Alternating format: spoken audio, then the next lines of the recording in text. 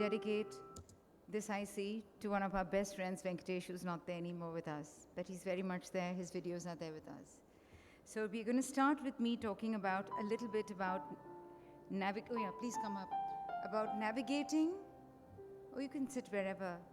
Wait, I'm going to have to start, sorry. So I'm going to speak about IOL implantation in cases of PCR. We'll go through a few of them until my time's up.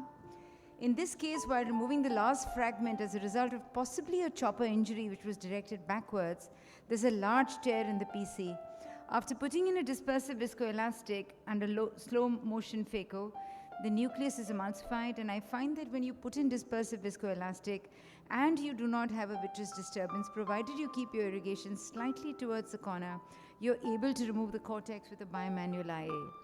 Because I have a fairly large rent, I choose to introduce a 3-piece IOL in the ciliary sulcus, put in some more viscoelastic, dial the trailing haptic into the ciliary sulcus, get it into its optimal orientation that works for me. Sometimes you might find the haptic just slips in the AC, it needs to be put back in, and finally perform a posterior optic capture. Once you've performed a posterior optic capture, you've got a stable lens in the sulcus with an optic within the bag. Now here's case number 2, a patient who presented to us with a polar cataract, and whilst removing the endonucleus, I noticed I had created, or rather I had exposed the entire elliptical tear, which looked like an entire elliptical tear. Again, I put in a dispersive viscoelastic, reduced my flow rate, reduced my vacuum, performing viscofluid exchange at each time before bringing the irrigation out to the eye. I end up then removing the entire epinuclear cortical complex. And finally, when I look at it, here's what I find. There's a partial tear in the PC with an edge which has a tendency to go out. I hold it with the intraocular forceps, convert it into a stable rhexis. Now I've got a localized opening. At this point, I had an option of both a single piece or a multi-piece. I find personally in my hands that when I have an opening in the PC, I'm more comfortable with a more rigid haptic. So in this case, I've rotated the 3-piece IOL in the capsular bag, and then I do an anterior optic capture just to give it that little extra stability of the optic to maintain it in a centered position should there be any doubt of it shifting in any other way. This is a patient who presented with a preoperative dehiscence in the PC. This is a case I have shown before. Now, when you have a polar cataract with an opening, you already know you're dealing with a PCR. So how with care and caution, first you're going to manage the cataract. So a very carefully performed hydrodelineation in this very soft nucleus, after which, just in the aspiration mode, you've done an endo lift of the endonucleus, and it's very small endonucleus that you've ended up aspirating. So you also have a fairly large epinucleus now. In the epinucleus mode, with that big opening under that, ensuring that you don't drop any of the epinucleus back, or at least trying not to drop it back, I keep introducing a dispersive viscoelastic, and now I bring out the subincisional endonucleus, bring it out of the subincisional area, aspirate it with care and caution, intermittently, constantly putting in a dispersive viscoelastic. Then with the irrigation aspiration, look at my angle of the irrigation cannula. It's towards the angle, it's aimed at the angle, so that I don't have too much of flow going into the PC. And in this way, I'm able to remove the entire cortex. Finally, I think we can actually just discuss this also now, really, that what would you do? Should we be considering only a single piece IOL in the bag? What are the limitations that you guys have if you were to put a single piece IOL in a bag with a large opening with a, with an open posterior capsule? Sudeep. Here you have 2 neat halves. The PCR is like an oval PCR in the center. It's a complete ellipse. I could easily actually put a single piece IOL in the bag. This is the safest. So anyone with anything rather than a lot of experience, very, very experienced people, I would advise this. Put a 3-piece IOL in the sulcus with optic capture. The challenge with a single piece IOL when you have a large PCR and you've managed to not disturb vitreous is sometimes I find that those floppy haptics can be a little bit of a pain just getting it. Have you ever had that experience? You have to implant it in the AC. You can't directly implant it into the bag. And then sort of tuck, you can't dial it in. You have to tuck hold the haptics and tuck Rotate it around and then the yeah, other one. in the right axis and then sort of tuck them in. What would your So you have to be bimanual. One side you'll definitely have to use your left hand or right hand, whichever. Fine. Minu, what would your choice of IOL implantation be in a No, patient? growing with older, I don't think I do single piece lenses in the bag now. I place only 3-piece lenses in the sulcus. That's generally been my go-to technique because I think it's safe. I'm fairly certain I won't disturb vitreous, and I'm not entirely sure I will not end up disturbing vitreous negotiating IOL in the bag. So what would you do? So I would do the same as you.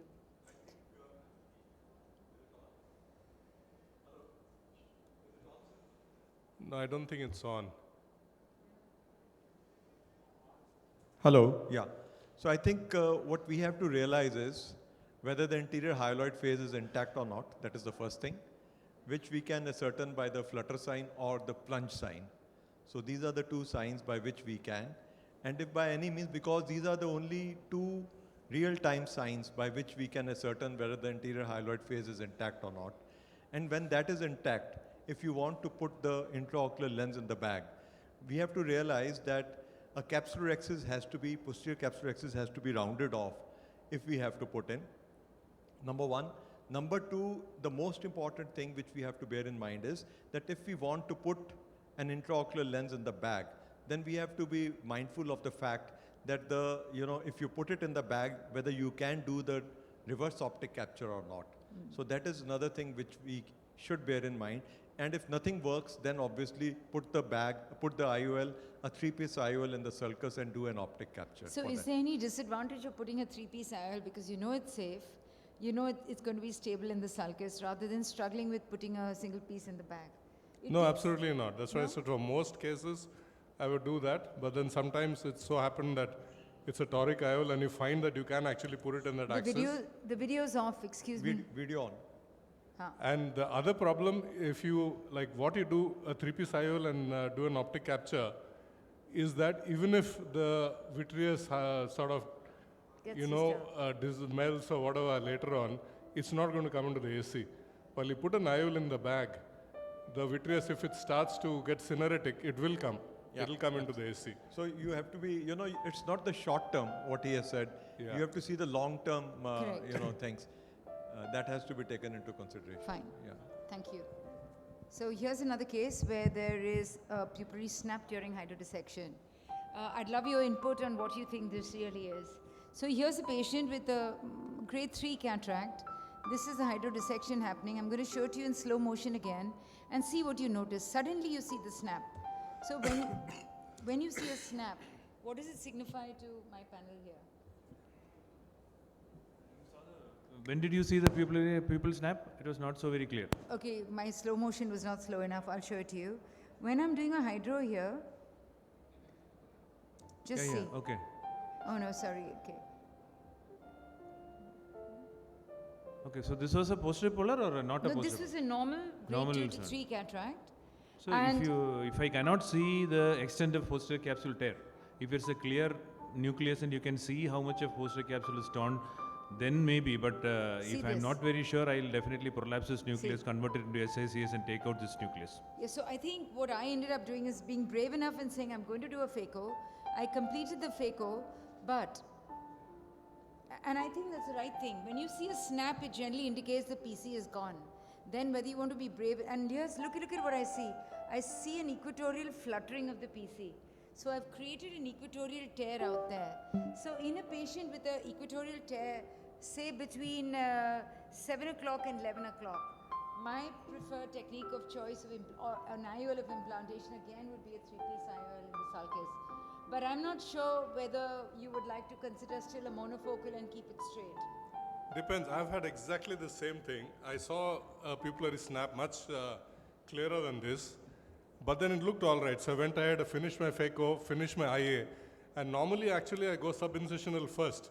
Here I don't know why, I started somewhere else, went to subincisional last. And there I realized I was seeing folds in the PC. So then I sort of pushed the iris back, realized there is an opening in the and when it's an equatorial tear, there is absolutely no way that we could have caused it while doing a hydro. Because that's a much thicker area than, so there was some, obviously there's some defect there. Because your center, your polar region is much thinner than the equatorial region. So it should not tear there. But here's my point. I've got two cases. Yeah. Both, one had a smaller excess, a hard cataract. I've done a hydro and I've created a snap. I've done it myself. And in both cases, I've found an Yeah, so there's some looking problem like in the equator in that patient in that lens. And there it was just like maybe a 1 clocker. So it doesn't really, there's no lens which will go through that. There's no vitreous disturbance. They just went ahead and put the IOL, that's all, in the bag. Sir, what would your preference of choice be for placing an IOL in a patient with an equatorial tear like this? Okay, sure.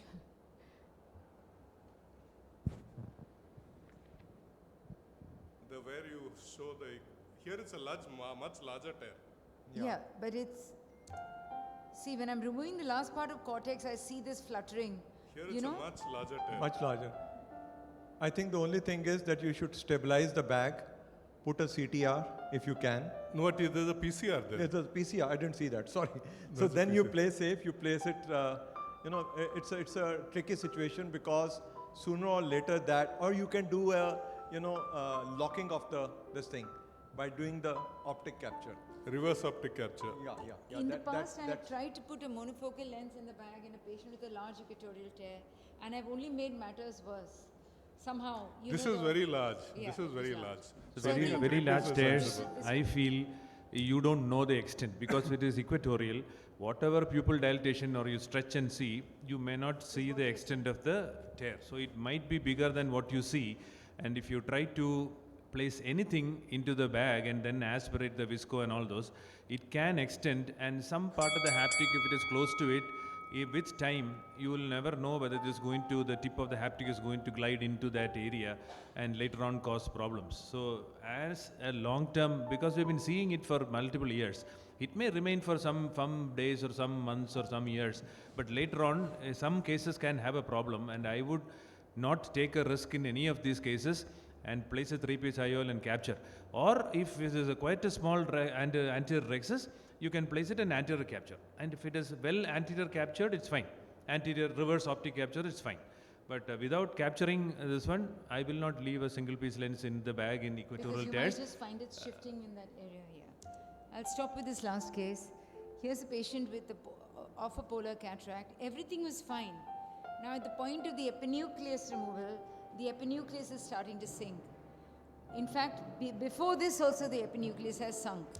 So how would you manage this case? And I'll stop with this. Actually, I didn't hear epinucleus. So this is a There's patient some with a polar cataract. The surgery went fine till now. Nucleus management is okay.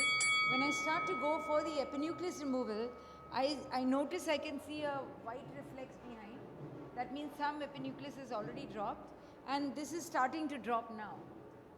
Which means I'm going to give this patient to a VR surgeon to manage. So how would you manage it at this point, Dr. Rohit? As you said, one piece has gone behind. So all that you can do is, if you are really interested in putting an intraocular lens and sending it to the vitreoretinal people, you can do an IOL scaffold and pull the nuclear fragments up, take care of this, or if at least this nuclear fragment, and then you can put an IOL and send the patient to the VR surgeon. So since this epinucleus was very much in the Yeah, then anterior plane, Then you can with just the help of two instruments, I got it up, put You in a can just- dispersive viscoelastic. Yeah, but then what should I say? You should have done vitrectomy also because I did. the tear edges were scalloped. Once they are scalloped, this means that vitreous is there and vitreous has prolapsed. And once the vitreous has prolapsed, you should always see whether use triamcinolone to your advantage and then do whatever you have to do. So here's what I did. Since it was right there and it hadn't fallen yet, I said, "Jo bacha sakti hu, let me try and save it." It was in the right at the area of the pupil. So I brought it up with the phaco itself. I just aspirated it. And then when I stained no, I didn't stain, but I could see the opening up more. I did a limited anterior vitrectomy. So even though these cases are going to the VR surgeon to manage, they are very happy if we manage the vitreous from the anterior segment, remove the cortex, and if you have a stable rexus, place a 3-piece IOL in the sulcus, do a posterior optic capture, suture the wounds because you made a 3.2 millimeter wound for these cases, and then hand it over to them to manage further. I would also probably give some midricaine or some phenocaine plus if they were going to take the patient up right now, and possibly block the patient and consent the relatives to take a consent for the second surgery thereafter. I think I can just stop at this now. Thank you.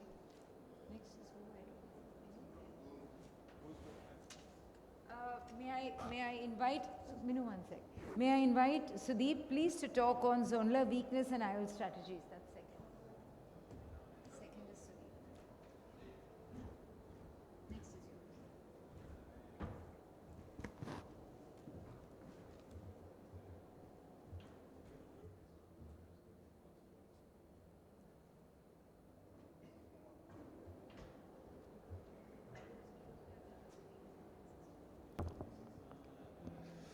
Okay, thank you, Suvira. This talk was actually supposed to be by Professor Venkatesh.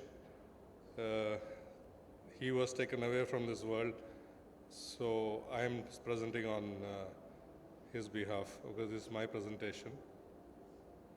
So this is the classic teaching that we have, that if there is a very small amount of subluxation,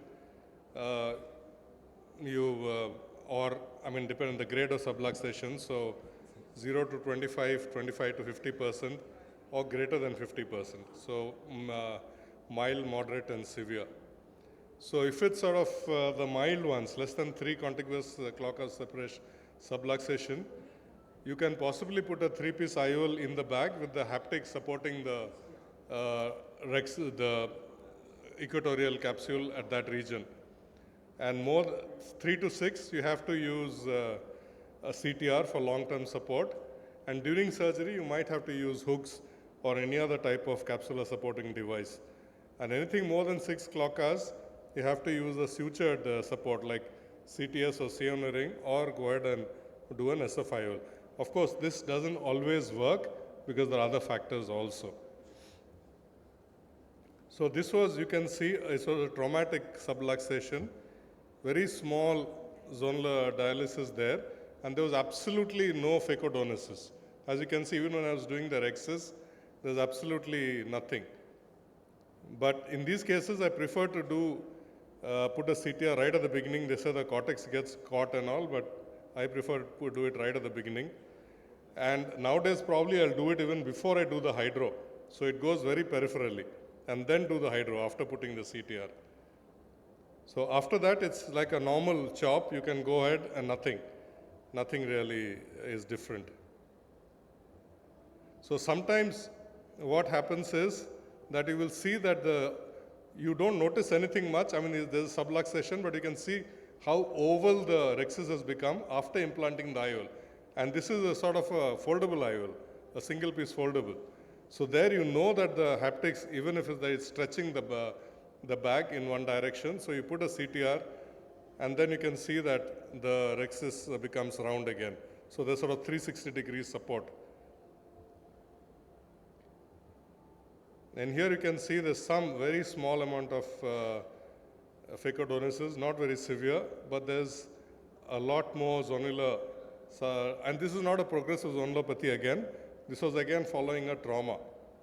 So here again, like I said, I haven't done a hydro. I've done a rexus, and then I put in a CTR straight away. And usually I prefer to use the micro-rexus forceps to release the last haptic. So there's more of subluxation on one side than the other side. So I use capsule hooks also, but more often I use iris hooks. But as you can see, the wounds are very posterior. They actually gone through the sclera. So they're almost at the plane of the iris capsule. And the entire, so supported in at 4 places, and one of them is And since the dialysis was more on this side, I decided to put one more, a fifth one in that direction. And one, as you can see, has gone very scleral in the same place as the phaco, but posterior to that. So that's a corneal wound, this is a scleral wound. And I inject the OVD before I remove the phaco so that the zonules don't move up again, the capsule and the zonules. But whenever you inject viscoelastic with hooks there, remember not to hyperinflate the bag. I've had a case where it sort of went back against the hooks and tore. So this is a patient where I use the capsule hooks. Again, you can see after the rhexis, I haven't done hydro. I put in the CTR right at the beginning. And since I haven't yet created a cleavage plane, I find that it doesn't really catch the cortex as much as we do if I do after the hydrodissection. So I prefer to put in the capsule hooks here.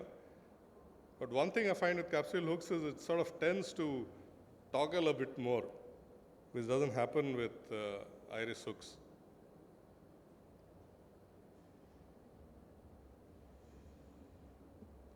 And since it's mostly in that area, I sort of stick to only that area for support. And then again, since the rest of the zonules were all right, nothing really happened. And this was a hydrophilic lens done some time back. Nowadays, I don't use hydrophilic lenses at all. This was a very long-standing traumatic dialysis. So here it's quite large, so I decided to put in a CTS also. So this is a Hoffman pocket which I am dissecting.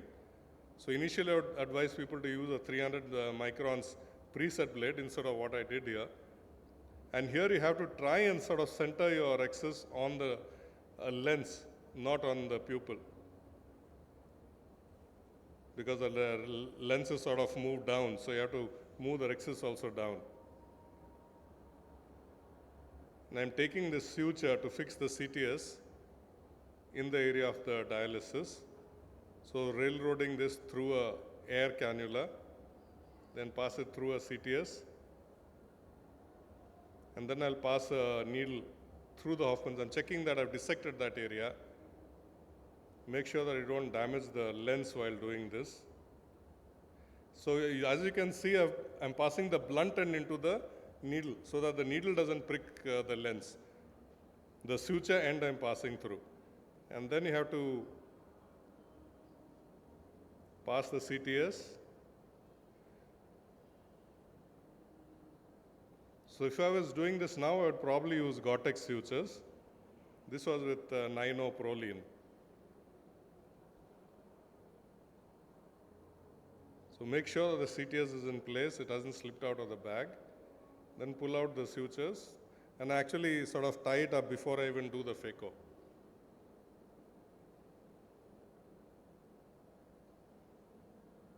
And the knot, because it's Hoffman pocket, knot sort of goes into the pocket. There's nothing exposed.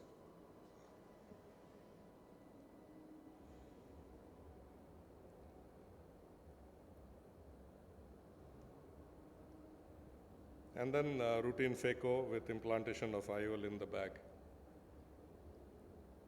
So same thing you can do, like I said, if I was doing it now, I would use Gore-Tex sutures. So this is 7O Gore-Tex. Now I think you get 8O also. And this is something which will never ever give way, and it's through Hoffman pocket, so the knots are not at all exposed. Sort of stays in, and it's permanent fixation. The difference is if it's a progressive zonulopathy, then it's different. These are not progressive zonulopathies. These are non-progressive, traumatic. So it'll sort of stay there. Thank you. Thank you, Dr. Sudeep. I'd like to now let Minu speak. Can you speak? Yeah. Dr. Minu will now take on iris-supported and angle-supported lenses.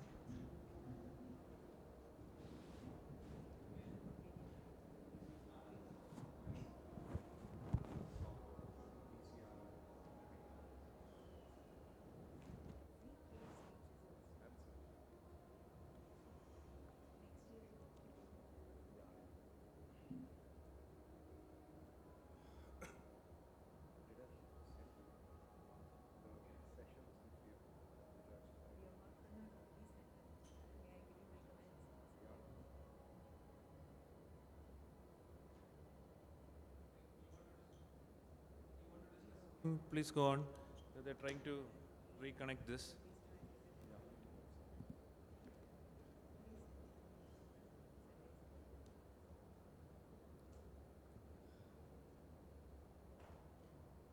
ये try नहीं किया अभी तक.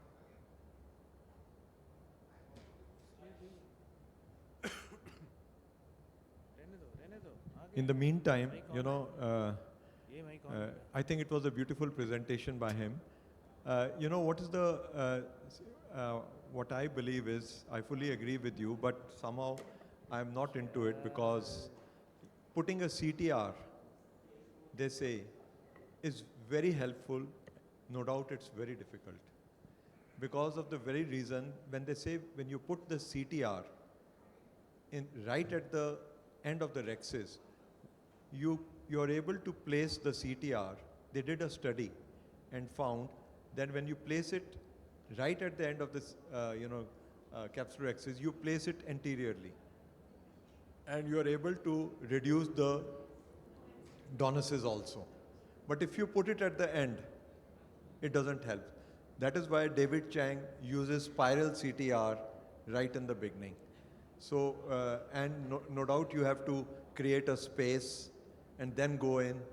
That is another very important thing, what are the tricks, how you put in a CTR with the nucleus, and if it happens to be a hard nucleus, it becomes still more difficult, but then you put some visco beneath it. Just in that area. Yeah, just in that area, so that you are able to initiate the rexis, the implantation of the CTR. Yeah. And another very important thing is that when you're putting a CTR, you put the CTR very smartly in two different situations.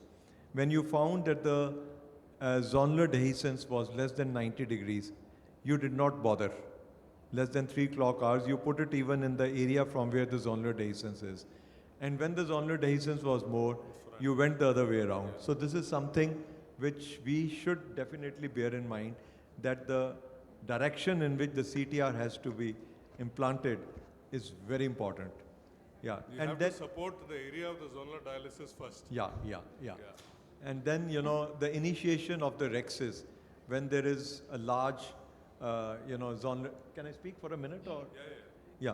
When there's a large, zonular dehiscence, I saw how you did it beautifully. So I do it slightly differently, because there is, the zonular dehiscence means that there's hardly any capsular support there. So I start from the area which has where the zonules are intact. I try to create the direction in which it is initiated is in the direction of the zonular dehiscence. And then when I go 2 or 3 o'clock hours, I put capsular hooks so that they act as artificial zonules. And capsular hook supported, I just complete it around. You can actually keep adding hooks and doing a rexis. Yes, absolutely. I didn't show that. Yeah. Absolutely. And the trick is that 1 clock hour, you should have gone ahead, because if you put very close, then there can be a rip off. So you have to give at least 1 clock hour of the capsular axis edge and put, that capsular hook 1 hour before. Okay.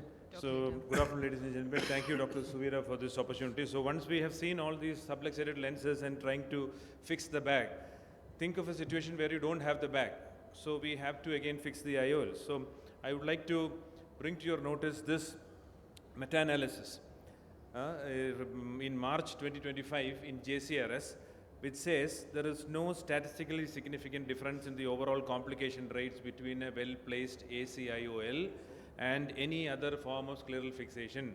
Although there may be transient corneal edema which may be more in ACIOL, but vitreous hemorrhage and IOL decentration may be more in scleral fixation. So I feel that ACIOL is not supposed to be just said no to by in all situations, but where the points which we need to remember. First, irrigation just at the paracentral site, not too much into the vitreous to hydrate the vitreous. Complete vitrectomy, anterior vitrectomy, very, very important. So you should have an anterior vitrector in your armamentarium when you're doing phaco. It is there. So have a good cutter with you, and then complete vitrectomy is very, very important. So whichever this one size, then you measure the white to white. That is very, very crucial. Pre-operative itself you should, but now also you should. If it is now 11 millimeters. So if you have a 12.5, fair enough. Again measure and make sure that the horizontal or the vertical, which are different, and then I do one more PI. Already there is a PI, but I do one more PI. So I don't want the peripheral iridectomy to be blocked by vitreous. Then goes the ACIOL. The placement has to be smooth, and the optic should be in before you try to tug in the trailing haptic. I do it with a Kuglen soak. You can push the whole haptic just like that, not with a Sinski. And after suturing and after finishing, I'll show you one more case. But here you see there is a small tug in the iris. So you just pull the haptics away and then release the tug and leave it. And when you pull and leave, it should snugly go and hit into the angle. It should not be lax. So we'll go to another case. Here again, sometimes the pupil will be very large.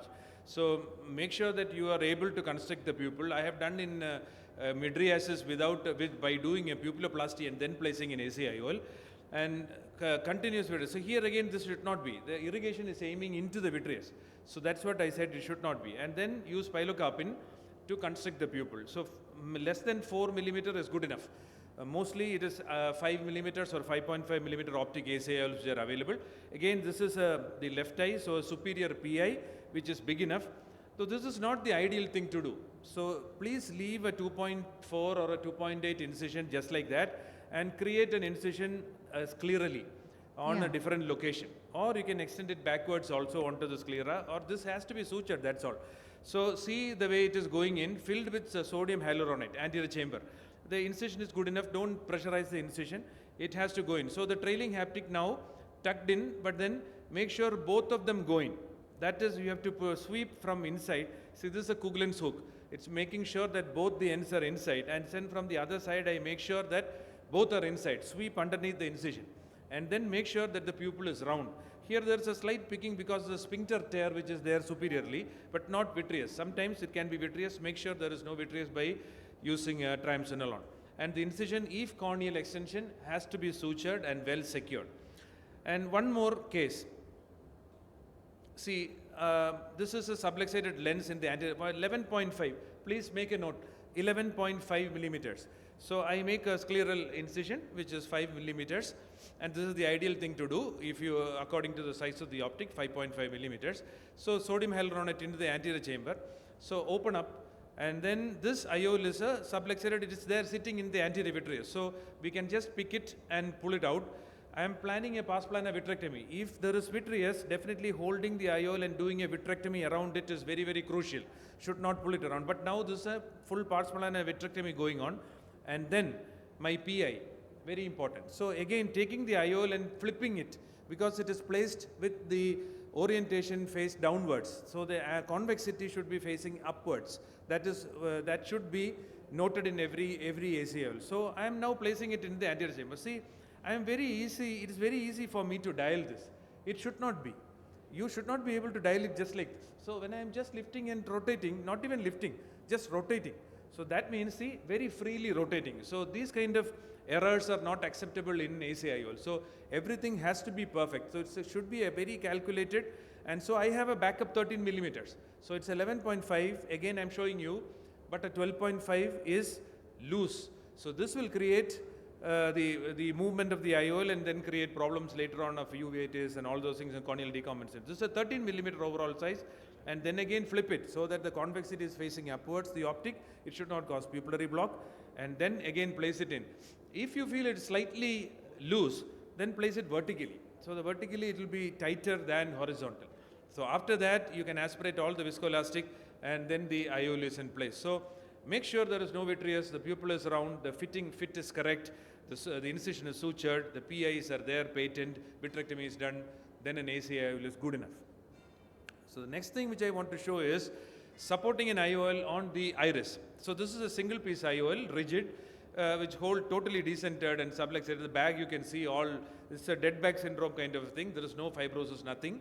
A little bit of fibrosis, no after cataract. So sometimes it happens. The capsule breaks, zonules break, lens decenters. So we have to strip the IOL off the bag. The capsule is being taken out. There is a little bit of fibrosis there. I cut it off and take it out. So this patient was happy with this IOL. Vision was very good. So we're planning to retain the IOL. So I do a vitrectomy. IOL is now in the anterior chamber, an anterior vitrectomy around just below it. I put pilocarpine to constrict a little bit, not very much, a little bit of pilocarpine. So now we hold the haptic and flex it and place it under the iris. And then the next one, again the same thing, but before that the optic has to come over the iris. So now when you're placing it, be careful, IOL should not slip down. So I'm supporting the IOL with another instrument, and the optic is now brought on to the, for single piece lenses, PMMA, it is a little more difficult, 3 piece is much more easy. So now put visco, sodium hyaluronate, along the haptic so that you can see the haptic here. See here you can see the imprint of the haptic. So this is a straight ninoproline and it is bent. And then I take a bite, see the bite is taken very peripherally. So not too close to the pupillary margin. So the bite is taken, and similarly another bite is taken from, there is a paracentesis here and it goes through the iris, under the haptic, and through the iris back and through the cornea out. So then that small segment of suture there is brought out through the paracentesis through which it went in, and then use the 4th row pupilloplasty, single pass and 4th row pupilloplasty. So one knot is enough. So you make the loop there and the free end is passed 4 times through the loop. So I'm just showing the whole thing to make sure that this is 4 throws, 3 is not enough. You have to make multiple, you have to bring the loop out. So again, I pull the loop in. I do not tighten the loop. This is important. And leave it there and do the same thing on the other side. Again, I do not tighten. I leave it loose, maybe slightly more, but then the knot is not tightened. So now I do it like this and then put the optic back underneath the iris. So this will prevent peaking of pupil. So if you tighten it now itself, then the pupil will remain peaked. But here the second part of it is tugged in with the iris being retracted, very important, because otherwise you will have to tug too much, push too much. So now I tighten the knot. So now you can see the pupil is very round. If you tighten before itself, the pupil will remain oval. So now while tightening, you just move the suture so that you make sure that you have held the haptic also, that it has not slipped. It will not slip. If you have made it properly, it will not slip. And you cut the sutures inside. I do a PI also. You can or you can need not, but better do a PI because it is stuck onto the posterior part of this one. And while aspirating, see I am reducing my irrigation. Bottle height is brought down because you don't want to fill up the chamber too much. Initially, there is already viscoelastic inside and fluid inside. Again, can little bit of dislocate or decentration of the IOL, or push the IOL back or something like that. So after that, see just 4 paracentesis and it is done. So this can also be done, and suture knots inside the anterior chamber usually does not give way. There does not get you don't lose these knots. I'm just showing this to show that 3-piece IOLs are more easily placed under the iris than the single-piece lenses. So this can be very easily placed, and the rest of the procedure is the same. So this is within my 8 minutes of angle supported and iris supported IOLs. Thank you very much. For want of time, we will have to continue now. Sudeep, would you please come and present your paper on traditional sutures to moving to innovative sutureless SFIOLs?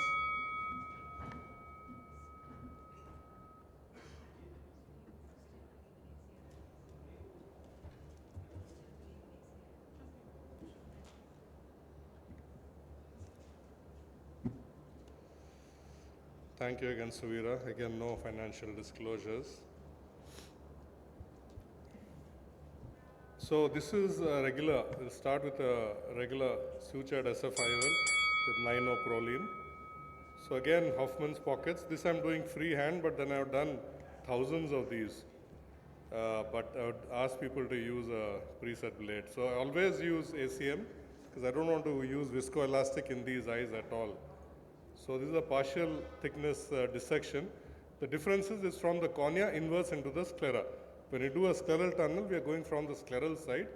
Here we don't have to dissect the, we don't have to do a peritomy. So you saw me put in a Sinskey hook here. I want to see that the needle is going through an area which I've already dissected. Then I pull it out through the main wound. I made a tunnel there. Then it's a bent 26 gauge needle. You feed the needle through the railroad it out. See here I'm seeing that it's an area through which I've dissected. And you go in about 1.5 millimeters or so behind the limbus. Pull that needle out, pass it through. Again, one will go from top to bottom, the other will go from bottom to top through this eyelet on the haptic. Otherwise, the IOL will rotate. So I'm always seeing that I'm passing the needle through an area which I've dissected. Again, railroad it out. Make sure that these sutures are not twisted. Just put it in. Then draw these sutures out from the mouth of the Hoffman's pocket, cut the needles off, and just tie it. So the sutures automatically go into the Hoffman's pocket. This was described by Professor Richard Hoffman long back. So once you sort of use a Sinskey, pull these loops out from the Hoffman's pocket, tie them, and that's the end of the surgery. And these are fairly large IOLs, this PMMA, so the centration and all is pretty good. This was a sutured SS file, a very, this was again a very long-standing cataract. So it had sort of shrunk probably because again, surprisingly with such a large amount of absent zonules, the lens still wasn't shaking. So the rest of the zonules had basically contracted and pulled it to the other side.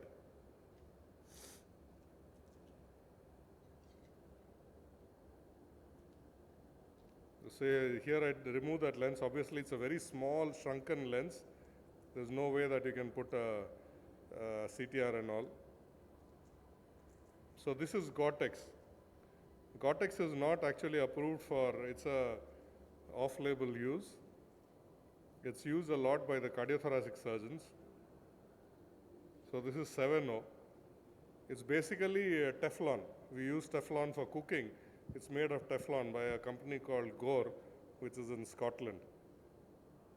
So it comes with a bent needle, so I realized that I could sometimes put it directly from inside out. So again, I'm seeing that I've dissected that area. You can't thread this into a needle, it's very fat. But what you can do is you can remove the needle and just use forceps, vitreoretinal forceps to do this. So you can see a bit of hyphema there. So again, pull the loops out, cut the needle off. So these look very scary, but they're extremely soft, extremely pliable. And because they're in Hoffman's pocket, even if the knot is slightly large, they just disappear inside, and they're so soft that really nothing. And you don't have to take too many knots in this. So it's not even 3 throw, like 2, and then you take probably 2 or 3 knots, and that's enough. So here the haptic is actually catching the, you can see the haptic is caught by the, the iris is caught by the haptic. It's not the suture. So once I use a Sinskey and release it, and then you can see that it's come back. And always check with the triamcinolone that there's no vitreous left in the AC. And this is what I do more often now. So this was the way it was described by Nivian Madhivanan. So again, ACM. This is a secondary implantation. So I'm making a scleral pocket on 2 sides, 180 degrees across. Then this was one of my first surgeries, so I'm using I think a 23G needle. Now I use an MVR blade. And this is a hydrophilic lens. It's about 14 millimeters in length. And here I'm using the capsular rexus forceps. Now I would use this, probably the first one I was doing. Now I would use plain non-tooth forceps. So as you're injecting, don't pull on it. You hold the T and gradually bring it out. You'll hear a pop and it sort of comes out. And the other side, you hold it with another pair of forceps. Actually, I find the BX forceps works beautifully for this. And I use it nowadays for that. And that's it. You just pull it out, close the wounds, the flap, glue it down or suture it or whatever, and it's done.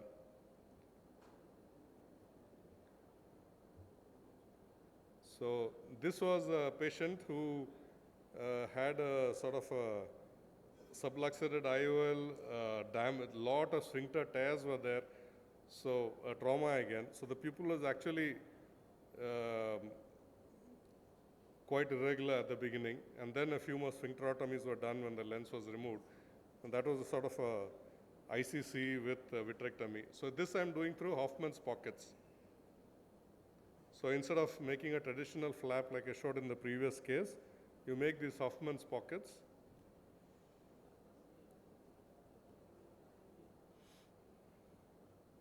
And this again is one of my earlier surgeries where I've done with a needle. Now I use a 23J G MVR blade. So again, I'm seeing that that's an area which I've dissected.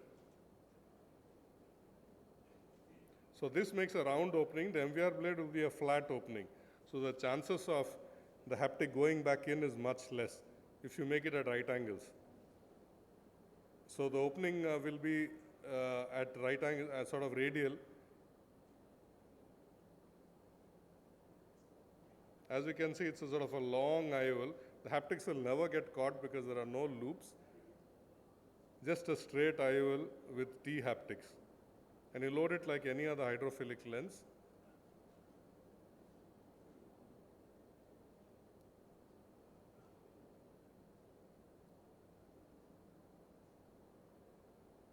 So as you're injecting, you hold the,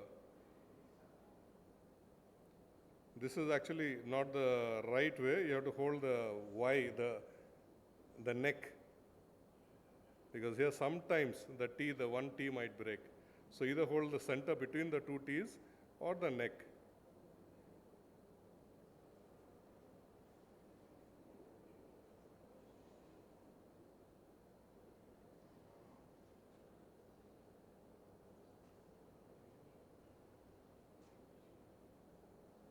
So it just comes out. Now it's all sitting on top of the conjunctiva. All you have to do is go in, very gently pull on the neck, and the T will sort of go back into the Hoffman's pocket and stay there. And that's the end of it. But you have to be very gentle, otherwise the neck, the T might break off. And there's nothing else to be done. Once that's done, you're done under, AC maintainer, that's all you do. So this was a patient who came with, after an RTA, and the whole bag and lens had come into the anterior chamber. So this was done years back. Wasn't a problem with the surgery. It was an airbag injury. So the airbag hit the eye after an accident, and this is what happened.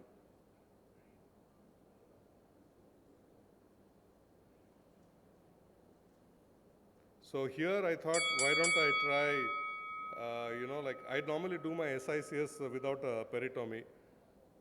So why not just make these tunnels, transconjunctival tunnels? You can do a peritomy and make a tunnel instead of making flaps also. And basically the same thing.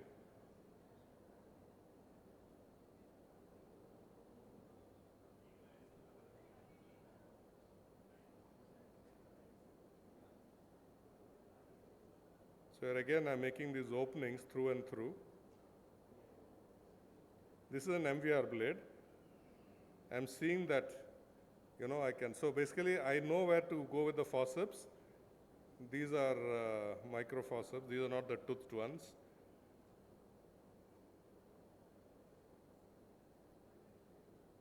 And I just bring it out the same way, but here it's already sitting in the right place. Unlike the Hoffman's pockets, you don't have to bring them back again. It's already in the right place. So here I was holding it in the right place, the center of the T, and that's it, it's done.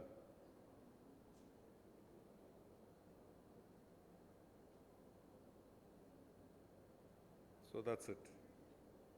So this is the simplest way probably. Okay. Thank you. Sudeep, just want to ask you in this last case, sir, as you get ready.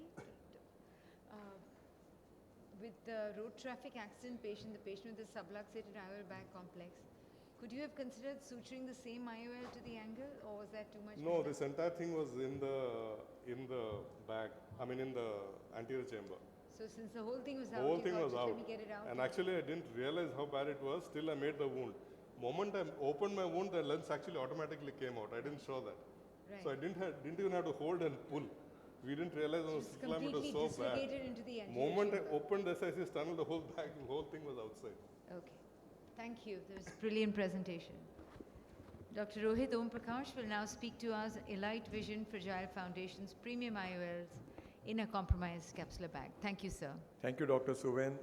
Seeing all these things, excellent presentations. Let's see whether I can live up to the precedence which has been set up. So, well, this is a patient who has a posterior polar cataract. And this patient, anterior segment OCT was done, which has become a very important part rather than an integral part of our practice.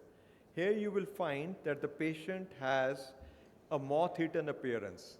Now, what does that mean? It means that there is a pre-existing defect. So in this posterior polar cataract where the patient wants a premium IOL, what should be the surgical approach? Well, the surgical approach is that we have to bear in mind that as Vasavra et al. Have shown, that with an intact posterior capsule, you can have an anterior hyaloid phase rupture if the bottle height is more.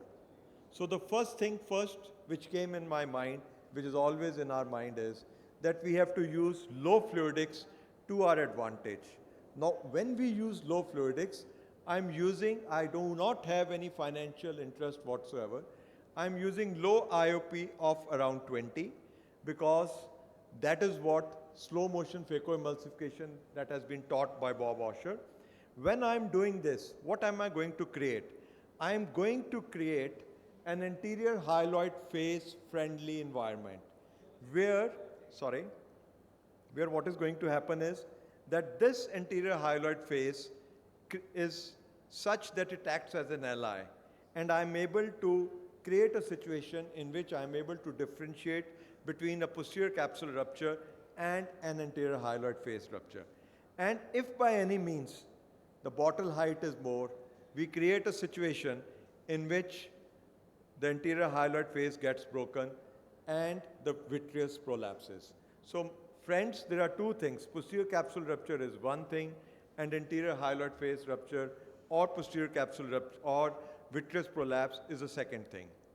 Another important thing which I'm going to do is, I am not going to do any rotation of the nucleus, no hydrodissection, no hydrodelineation, and I'm going to make the rotation outside in the supracapsular area.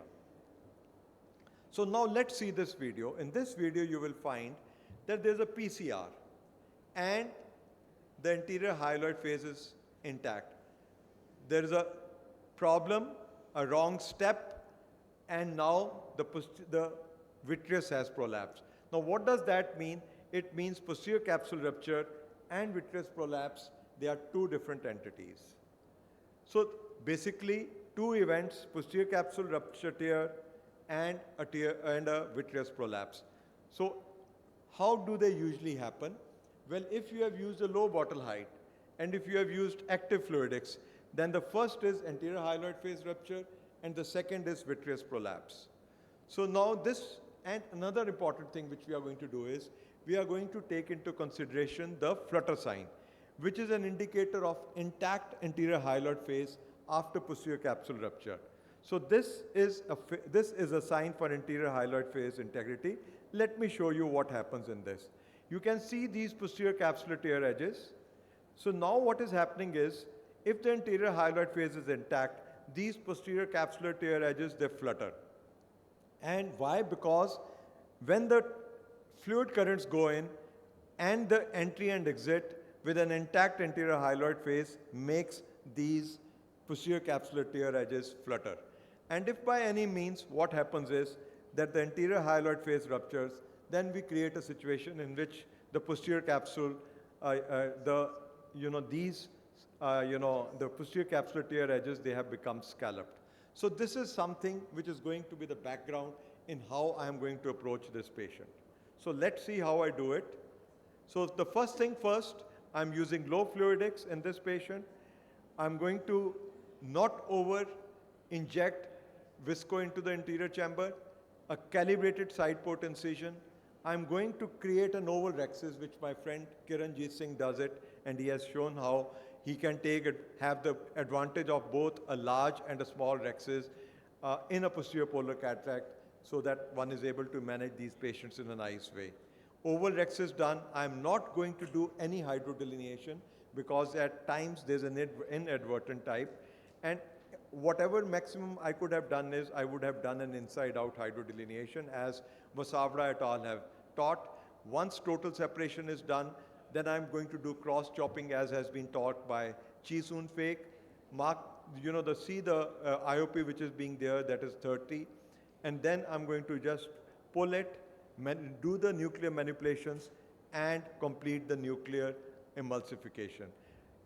Now what happens is, the next thing which needs to be seen is that, the last epinucleus is coming out, low IOP is being used, and I see though, can you see these posterior capsular tear edges? Now I'm going to, evaluate these posterior capsular tear edges. So should I pause and perform triamcinolone staining, do vitrectomy, or continue? Well, I'm going to continue. And I'm going to continue taking advantage of the flutter sign. Now let's see what happens. You will find that these posterior capsular tear edges are fluttering and they are straight. Now stable chamber settings again. So here there is no need of using triamcinolone. You can do real-time evaluation of anterior hyaloid face in this condition. Next we move on, what next? So now stable chamber settings, there's a click in it.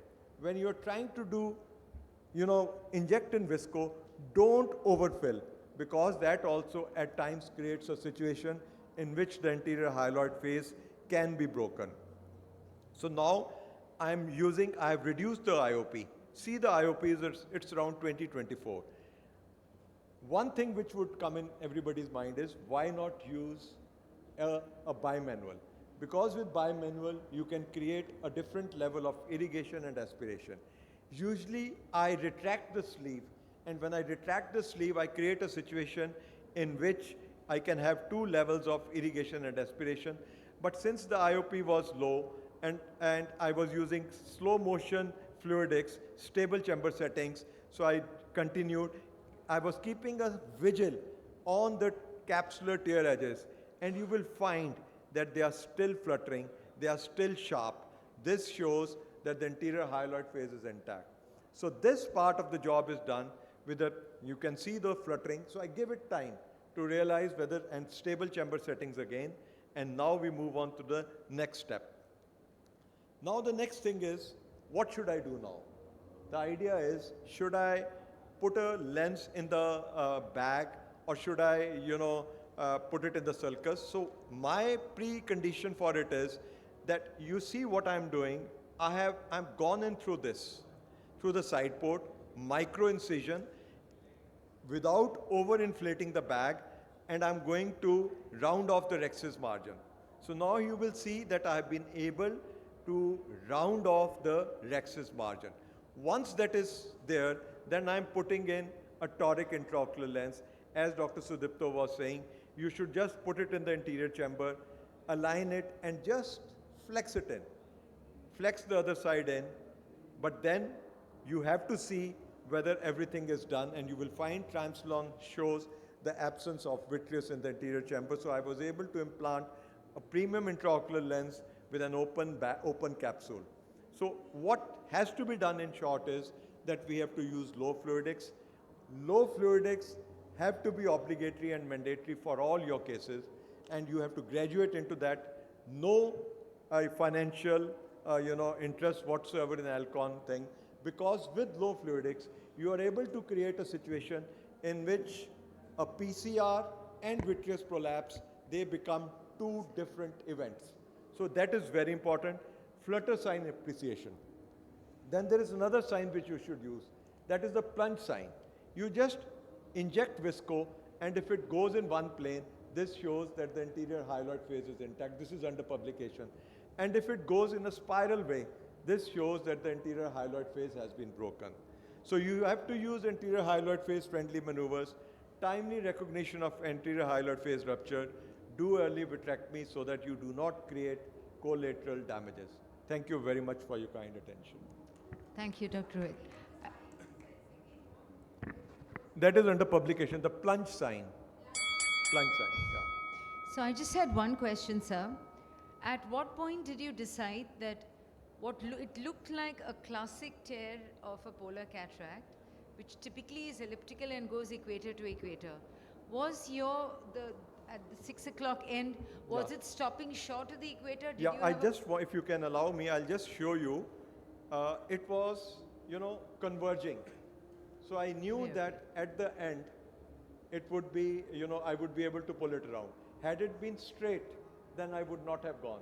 Yes. Haldi Purkar has taught us that, whenever in the patients where he has anterior capsular tears, he retracts the iris by using an iris dilator, and he's able to go right up to the equator.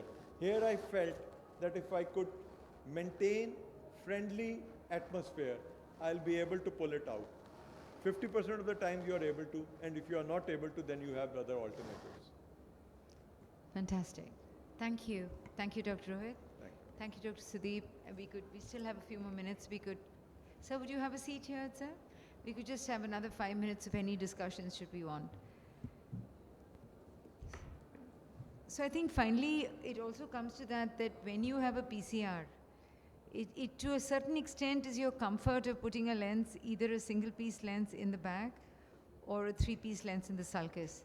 On this side of the table, we both are sheer propensives of, putting a 3-piece in the sulcus. Sudeep, have you ever had any trouble in a large PCR when you attempted to put in a single piece lens in the sulcus and got a little stuck?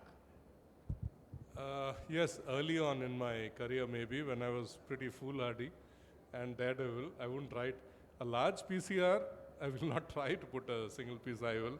So in those days I have done that, and I think I was pretty foolhardy trying all that. Okay. So now, not only I'm trying to see that the eye remains good long term, I'm protecting my heart also by not doing all that. Suppose you have like a 4 clock hours of zonular dialysis, and you managed the entire surgery well, you put in a CTR, you finished your nucleus management. Dr. Rohit, this question is for you. Then today I would, because of the trade, he's aware of why this is happening here. What's happening there? Trade exhibition. They're inaugurating the trade. Okay. So if you have a patient with a 3 to 4 clock hours zonular dialysis, you put in a CTR, there's no pseudoexfoliation, you're not expecting much of a progressive zonulopathy. Let's say it's a traumatic zonulopathy wherein the rest of the zonules in this fairly young patient is intact. What would be your choice of IOL, and what would be its position of placement if it was for you to choose in that particular case? First of all, as you have said, the patient has 3 clock hours zonular dehiscence. That's the first thing. The second thing, you have said it's a traumatic one. So since it's a traumatic one, and there is, and it is 3 clock hours, then we know that it is not going to extend. That is the first thing which we have to bear in mind. Had it been, some pseudo exfoliation or something else where it would have been progressive, in that case you need to have a, scleral support. Here you can do with 3 clock hours with a CTR and using, 3-piece intraocular lens oriented in the direction of the, zonular dehiscence. In the back? In the back, 3 clock hours. And that is what you can do. But if by any means you find that you do not want to, then at times, but that is the only way, I would do. I would not do anything else. I would not lock it by just putting, a 3-piece intraocular lens with a CTR. The second option is you put in a CTR, you use a 3-piece intraocular lens, put it in the sulcus, do an optic capture wherein you lock the, the optic. So that stays there for good. Right. And what is your view So about the- Yeah, I would actually, non-progressive, I'll always put it in the bag. Yeah. But what you said actually works for the progressive ones also, where you Yeah, put but a IOL in the sulcus, Yeah, and just and then, lock it. yes, and do an optic capture. Because 3-piece IOLs have a large overall diameter. It's like 13.5. So they stay secure in the sulcus. So in a large zonulopathy or a progressive zonulopathy, it's more likely to work keeping it in the sulcus with a posterior optic capture which ensures centration. Yeah. Because sometimes even putting a 3-piece IOL in a bag can be traumatic, especially if it's a large Some zonal years analysis. later, the entire thing will go down. Yes, because they are rigid. CTR, The IOL, haptics bag, are rigid. everything. Even though the rigidity of the haptics is going to give you that added support in the area of zonal dialysis, merely putting it in a progressive zonulopathy, I feel, can cause the whole thing to You'll see a also- nice expanded bag with the IOL and CTR in the vitreous. Minu, what's your take? One thing to remember is we tend to make rexes just like that in a regular kind of case. So if you get a zonal dialysis, then the size and the location and the rex's size and the centration, that will matter very much. So in every case now I am making sure that the rexis is 5 millimeter or close to that, and it is very central. So if you place a 3-piece lens in the sulcus and you cannot capture well, then it is again scary that it is sitting in an area where there is no zonules. The haptic may rotate more easily than in the bag.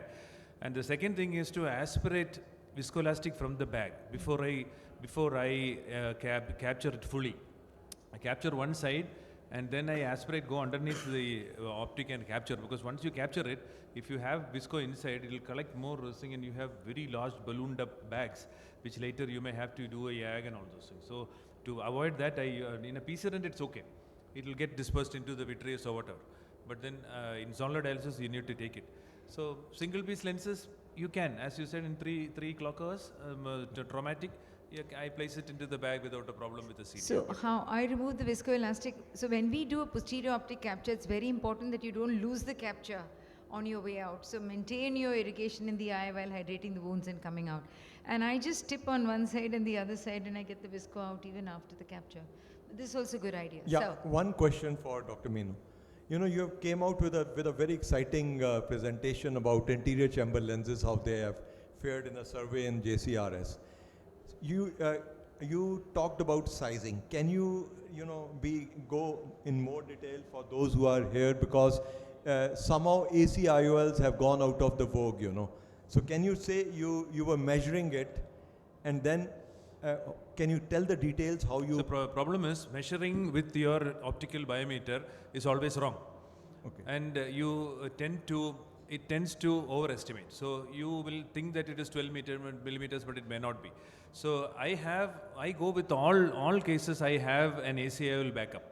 But the problem is there is only 13.5 millimeters, you don't get it directly. You have to custom make it. So if secondarily, if you go, you can even have a 13.5.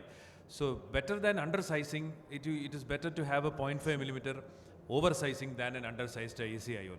So a 12.5 works for most of the cases. If it is 11 to 11.5 white to white, then a 12.5 will work most of the cases. But if you feel that the haptics are just like that sitting there, and if you pull the haptic and leave it, it is not flinging back into the angle, then it means that it is not tightly fixed, and the tips should disappear in the air. Sometimes there is arcus there and you cannot see them, but then a 13 millimeter backup is always required if I am going secondarily. But otherwise, a 12.5 usually works for most of the cases, and if these 5 precautions are taken: measurement, vitrectomy, PI, suture closure, and retaining the pupil round and the convexity of the ACIOL forwards.